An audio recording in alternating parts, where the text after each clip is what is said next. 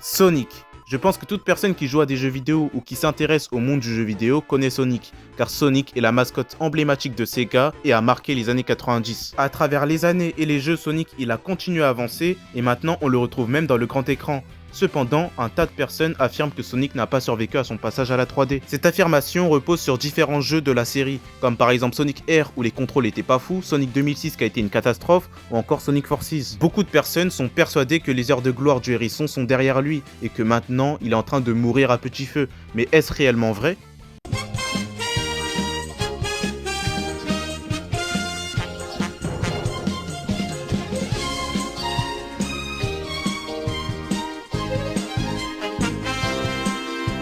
Yo, Samsama, l'éclair bleu, et pour savoir si Sonic et ses heures de gloire sont derrière lui, il faut retourner à ses origines.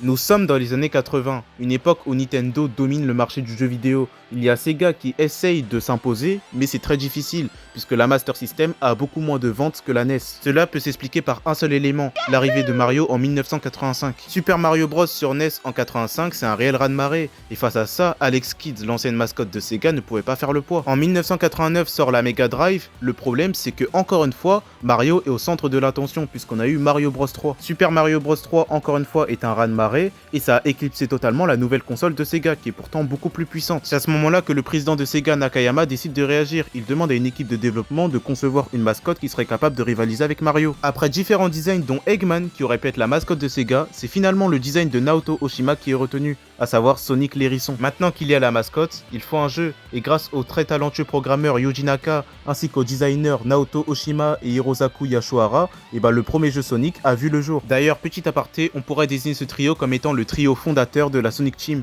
puisque oui, la Sonic Team sont à l'origine de la plupart des jeux Sonic, et là, c'est la première fois qu'ils ont créé un jeu Sonic. Et du coup, ce premier jeu Sonic a un grand succès, ça fait vendre des Mega Drive, et surtout ça plaît et ça impressionne. Sonic 1 a marqué les esprits pour sa mascotte, ses graphismes détaillés, et surtout le scrolling, une innovation technique qui permet une sensation de vitesse assez impressionnante. Sonic s'est démarqué de Mario et c'est enfin la mascotte de Sega, et donc une suite est envisagée pour Sonic 1, à savoir Sonic 2. En 92 sort Sonic 2, il y a énormément d'ajouts, beaucoup plus de niveaux, Sonic qui est encore plus maniable avec le spin dash, beaucoup plus de vitesse, l'arrivée d'un nouveau personnage Tails qui deviendra le meilleur ami de Sonic, ainsi que Super Sonic. Sonic 2 est la parfaite évolution de Sonic 1, et du coup en 1993 sort pour le Mega CD Sonic CD, un jeu très original dans son level design avec un système de voyage dans le temps, l'introduction de personnages phares tels que Metal Sonic et Amy, et surtout des cinématiques de la Toei Animation. Et oui, l'une des particularités du Mega CD, c'était de pouvoir afficher des vidéos, et donc là on a pu avoir des belles cinématiques pour Sonic CD. En début d'année 94 et fin d'année 94 sont respectivement Sonic 3 et Sonic & Knuckles,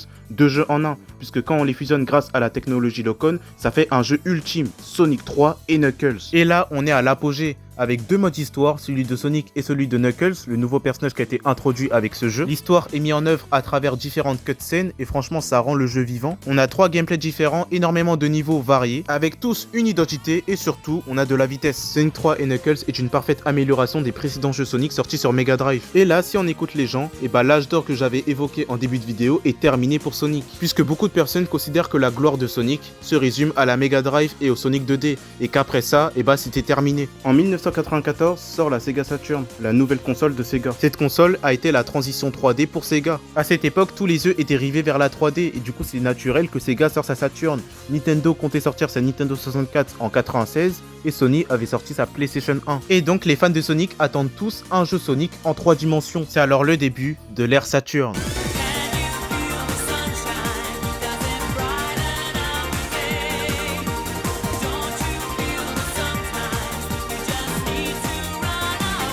Depuis sa création, Sonic a connu la gloire à travers ses différents jeux en 2D, et l'hérisson a vraiment évolué. Cependant, depuis l'arrivée de la Sega Saturn, Sonic a totalement disparu des radars, puisqu'au lancement de la console, on n'avait aucun jeu Sonic. Certes, on avait des jeux intéressants comme Virtua Fighter, mais Sonic avait totalement disparu. Mais en réalité, pas totalement, puisqu'un jeu Sonic en 3D était en préparation, à savoir Sonic Extreme. Ce jeu était prévu pour fin 96, et entre-temps, on a eu Mario 64 sur Nintendo 64, et là, ça a été un réel raz-de-marée, tout le monde était impressionné par ce jeu. Les gens étaient fascinés par ce passage à la 3D, et tous les fans de Sega et Sonic attendaient Sonic Extreme. Malheureusement, à cause de Sega, ce jeu ne verra jamais le jour. Cette annulation en 1997 de Sonic Extreme s'explique par différents facteurs. Tout d'abord, les tensions entre Sega of America et Sega Japon. Il y avait énormément de tensions et pas assez de mise en accord par rapport au jeu. Deuxième facteur, c'est Yuji Naka. Sonic Extreme était développé par une autre team que la Sonic Team. La Sonic Team s'occupait d'un autre jeu, Night into Dream. Et donc du coup, l'équipe derrière Sonic Extreme ont demandé à Yuji Naka de pouvoir utiliser le moteur graphique de Night into Dream. Comme ça, en termes de développement, le jeu allait bien avancer, sauf que Yuji Naka a totalement refusé. Donc ça leur a fait perdre beaucoup de temps. Et enfin, le troisième point, c'est tout simplement l'état de la team. L'équipe derrière Sonic Extreme était totalement épuisée. Ils devaient enchaîner plus de 80 heures par semaine. Et tout ça à cause de la pression de la sortie du jeu. Et donc du coup, à cause d'une team qui était totalement malade, totalement épuisée, ainsi que tous les problèmes internes, Sonic Extreme n'a jamais vu le jour. La Sega Saturn est sortie en 1994 et en 97, on n'a toujours pas de vrai jeu Sonic. On a seulement eu la compilation Sonic Jam qui est sortie en 97, avec la possibilité de contrôler un Sonic en 3D dans une sorte de hub, donc en vrai c'est pas mal. On a eu un portage de Sonic 3D Blast sur Saturn, et enfin on a eu un spin-off, Sonic Air, qui était un jeu de course. Et malheureusement ce jeu de course a beaucoup déçu les fans, puisque déjà il n'y avait pas énormément de maps, et niveau maniabilité c'était assez compliqué. Par contre, tout le monde était d'accord pour dire que les musiques de Sonic Air étaient incroyables. Sonic a réellement disparu des radars parce que les jeux qui ont été proposés étaient pas fous et la transition laisse à désirer. Et Sega est en mauvaise posture puisque la Sega Saturn se vend mal à cause de la PlayStation 1 qui gratte tout sur le terrain. Et donc du coup là, il faut répliquer. Écœuré des décisions de Sega Japon, le président de Sega of America, Tom Kalinske, décide de démissionner. Et le président de Sega Japon, Nakayama, est remplacé par Isao Okawa. C'est le début d'une nouvelle ère, avec de nouvelles stratégies et surtout l'arrivée d'une dernière console pour Sega, la Dreamcast. Une console très en avance sur son temps. Et c'est sur cette console que sortira le premier réel jeu Sonic en 3 dimensions, à savoir Sonic Adventure.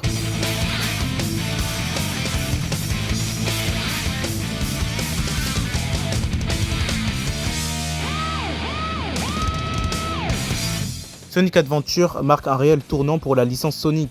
Déjà, il y a un changement de design pour la mascotte, avec un Sonic beaucoup plus moderne. D'ailleurs, dans le jeu, il peut parler, donc ça va vraiment développer sa personnalité. Et même l'univers en général de Sonic va totalement changer, puisque Sonic Adventure se passe dans le monde des humains. Sonic Adventure instaure une formule qui va rester jusqu'à 2006 avec Sonic 2006, à savoir la formule Adventure. Cette formule, elle consiste à quoi? On a différents personnages qui ont tous une histoire, et ensuite ces histoires vont se croiser pour la fin du jeu. Bien sûr, chaque personnage a un gameplay différent, et c'est avant tout ça la force de la formule Adventure. Dans Sonic Adventure, on a différents personnages en commençant par Sonic, et là la transition vers la 3D est totalement réussie. Même si Sonic est assez sensible, et la sensation de vitesse elle est là, tu ressens la vitesse que tu avais déjà sur Mega Drive. On a un Sonic maniable avec le rajout de fonctionnalités telles que l'Omega Attack. Les niveaux de Sonic Adventure ont une réelle identité et les niveaux de Sonic c'est avant tout de la vitesse. Du côté de Tails ce sera à peu près pareil que Sonic, c'est juste que lui il pourra voler contrairement à Sonic. Par contre les autres personnages n'auront rien à voir avec Sonic. On aura Knuckles où son gameplay sera basé sur la recherche des fragments de la Master Emerald, E102 un robot de Eggman avec un gameplay basé sur les tirs, et malheureusement les deux points noirs, Big où ce sera la pêche et Amy qui aura un gameplay super lent. Mais en général Sonic Adventure est vraiment bien, on a pas mal de gameplay assez intéressant.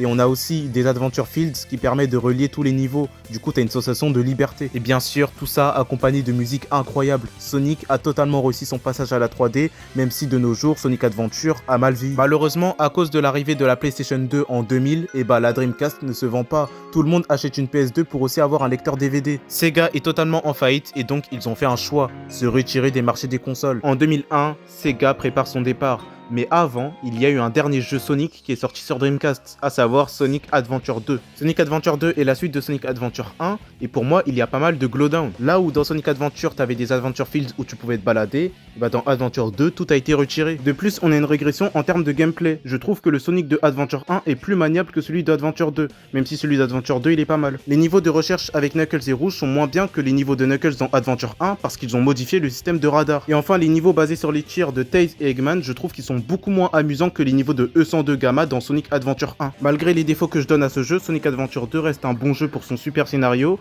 Il a été très bien accueilli par les fans, en partie grâce à la première apparition de Shadow. Shadow a été instauré dans ce jeu avec aussi Rouge, et Sonic Adventure 2 est aussi le premier jeu Sonic à être sorti sur une autre console que Sega, puisque en 2001, Sonic Adventure 2 a été également porté sur GameCube.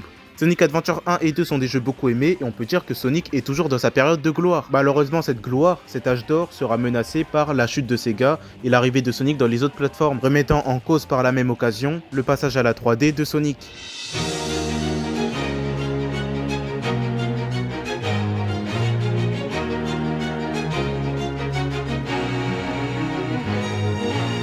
En 2003 sort Sonic Heroes, le premier jeu Sonic à être sorti sur toutes les plateformes de l'époque. Et là, on a clairement une baisse de qualité comparée à Sonic Adventure 1 et 2. Déjà, une des particularités de la formule Adventure, à savoir les différents gameplays qui se croisent avec différents scénarios, et bah ça a totalement été gâché dans ce jeu. On a un système de gameplay à 3 qui est répété pour plusieurs personnages, et chaque histoire est presque la même avec les mêmes niveaux, ce qui rend le jeu assez répétitif. De plus, le système à 3 personnages dénaturalise un peu le gameplay de Sonic.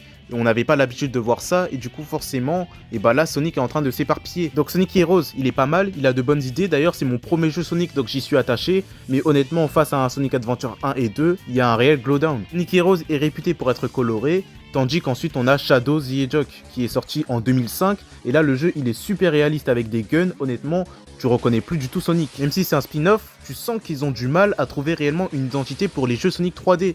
Et donc en 2006 sort Sonic 2006, qui aurait dû être le jeu Sonic du siècle. Un reboot de la série qui garde la formule Adventure, mais qui a totalement été rushé pour sortir pile poil pour les 15 ans du hérisson. Sonic 2006 était ultra prometteur, mais malheureusement il a été catastrophique. Déjà en termes d'Adventure Fields, c'était le retour des zones où tu peux te balader, mais vraiment c'est fade, et en plus de ça les niveaux sont mal intégrés dans l'Adventure Fields. En termes de gameplay, il y a énormément de bugs. Quand tu compares Sonic 2006 et Sonic Adventure, et bah Sonic Adventure brille plus que Sonic 2006. De plus, en termes de scénario, même si le scénario est le point fort du jeu avec Silver, Shadow, etc., et bah il y a eu quelques soucis comme la princesse et le fameux bisou. Tu sens que le jeu il est pas fini et qu'il aurait pu largement être mieux. Et d'ailleurs c'était le premier jeu qui sort sur les consoles new gen de l'époque, à savoir la 360 et la PS3. Sonic 2006 était ultra prometteur, mais malheureusement il a été gâché par Sega. Là depuis 2001 on n'a pas eu de jeu à la hauteur de Sonic Adventure 2, et c'est vraiment dommage parce que ça remet en cause le passage à la 3D de Sonic. Depuis que Sega a quitté le marché des consoles et qui sont devenus des éditeurs de jeux vidéo, et bah tu ressens réellement une baisse de qualité. C'est à partir de ce moment là que les gens ont commencé à être dégoûtés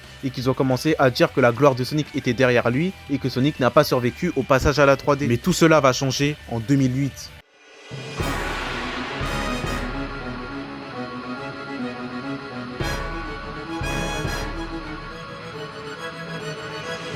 En 2008, sort Sonic Unleashed, avec l'instauration d'une toute nouvelle formule qui va remplacer la formule Adventure, à savoir la formule Boost, une formule qui est basée sur la vitesse. Dans la formule Adventure, on avait différents personnages, là on en a un seul, Sonic. Ensuite, la vitesse est totalement mise en avant, contrairement à la formule Adventure, où on avait un mix entre la vitesse et le platforming. Dans la formule Adventure, on avait des niveaux assez grands, même si ça restait linéaire, alors que dans Sonic Unleashed, avec la formule Boost, et ben on a vraiment des lignes droites, avec du coup des niveaux bien rapides qui mobilisent les réflexes, et à côté de ça, t'avais des Adventure Fields, où tu pouvais te balader. L'élément le plus marquant de ce jeu, c'est le moteur graphique Hedgehog Engine. Un moteur graphique magnifique pour l'époque. Sonic était en train de mourir et là d'un coup il revient à son prime. Même si Sonic Unleashed était beaucoup critiqué à l'époque, notamment pour les phases de loup-garou, et bah de nos jours c'est un jeu énormément aimé. Beaucoup de gens considèrent Sonic Unleashed comme l'un des meilleurs jeux Sonic 3D. Le jeu était sorti sur les consoles new gen de l'époque, à savoir la 360 et la PS3, et franchement là tu vois qu'il a sa place sur ces consoles, contrairement à Sonic 2006. Il y avait également une version all gen qui était disponible sur PS2 et Wii. En 2010 sort Sonic Colors, un jeu exclusif à la Wii et qui utilise la formule Boost de Unleashed. Le jeu est assez bien accueilli, mais il y a tout de même un défaut, le scénario.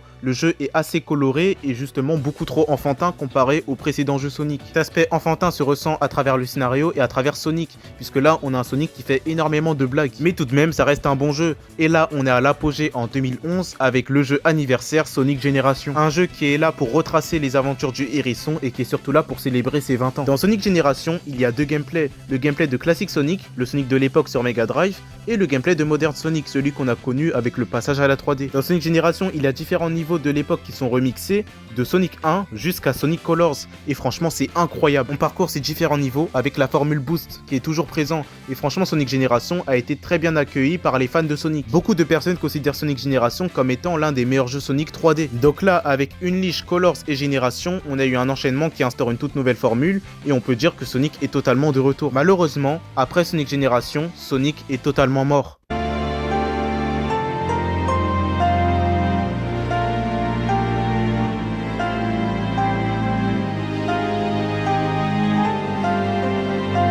Sega décide de collaborer avec Nintendo et en 2013 sort Sonic Lost Worlds, le premier jeu parmi les trois de cette collaboration. Et c'est aussi le jeu qui succède Génération. Et là ce qui est étrange, c'est qu'il n'y a aucune trace de la formule Boost. Tout ce qui avait été introduit avec Unleashed a totalement disparu dans Lost Worlds. Sonic Lost Worlds respire l'âme de Nintendo et tu reconnais pas trop Sonic. De plus, le jeu est beaucoup trop enfantin, on a un Sonic encore plus débile et des méchants sans intérêt. Bref, Sonic Lost World est un jeu décevant, mais qui brille pour son gameplay. En 2014 sort le deuxième jeu de la collaboration, Mario et Sonic aux Jeux Olympiques d'hiver. C'est clairement un spin-off et c'est assez sympathique. Et enfin, le dernier jeu de la collaboration, puisque oui, 3 jeux avaient été annoncés pour cette collab, et bah c'est Sonic Boom. Et là, franchement, ce jeu a totalement dénaturalisé la licence Sonic. Sonic Boom est la pire chose qui est arrivée à la licence Sonic, vraiment. Que ce soit en termes de gameplay, en termes de scénario, en termes de chara-design des personnages, il n'y a rien qui va. Quand tu vois Sonic Boom, c'est clairement un spin-off. On dirait que tout ce qui avait été fait dans le passé a été effacé. Et le pire, c'est qu'au même moment, le dessin animé Sonic Boom est sorti, une série humoristique, et du coup là ça fait peur, tu te dis que vraiment le hérisson s'est totalement transformé. Vraiment cette époque était sombre pour Sonic,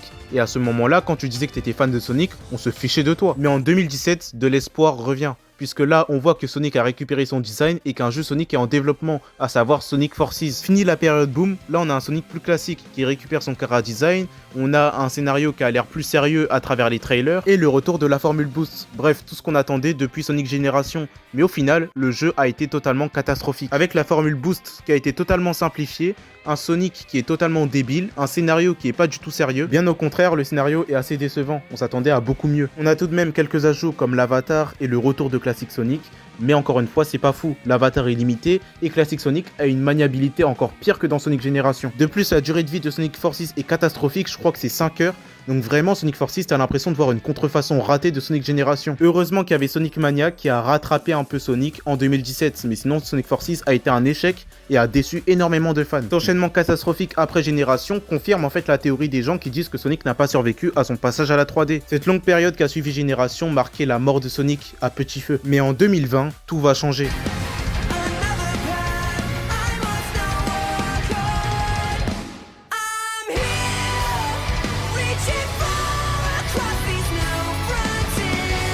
L'année 2020 marque le premier film Sonic au cinéma et franchement ça là c'était vraiment ce qu'il fallait pour Sonic. Au début tout le monde se moquait des designs mais au fur et à mesure du temps le design de Sonic s'est amélioré. Le film Sonic a été assez bien reçu et il a rapporté plus de 300 millions au box-office. C'est un film qui a ramené Sonic dans une autre dimension puisqu'il a permis beaucoup plus de visibilité et donc ça a ramené de nouveaux joueurs. En 2022 sort Sonic 2, un film qui a introduit du coup Tails et Knuckles et honnêtement le film est beaucoup mieux maîtrisé, beaucoup mieux en termes d'histoire, en termes de tout que Sonic 1. Et en cette même année, on a eu Sonic Frontier, un renouveau pour la licence Sonic en termes de jeux vidéo. Sonic Frontier est considéré pour beaucoup comme étant le meilleur jeu Sonic depuis Sonic Génération, et ça franchement c'est bien. On a un jeu en semi-monde ouvert qui est assez inspiré de Zelda Breath of the Wild, avec une maniabilité assez cool pour Sonic, tu ressens réellement une sensation de vitesse, et c'est agréable de le contrôler dans les zones ouvertes. Et surtout l'histoire, on a enfin le retour d'une histoire cool et captivante. En effet, celui qui s'occupe du scénario de Sonic Frontier, c'est quelqu'un qui faisait aussi des comics pour Sonic, à savoir Ian Flynn. Il a totalement géré et réparé les soucis de Forces. En plus de l'histoire, on a des combats incroyables avec les titans. Donc franchement, que ce soit les combats, l'aventure où tu te balades dans les zones ouvertes ou l'histoire,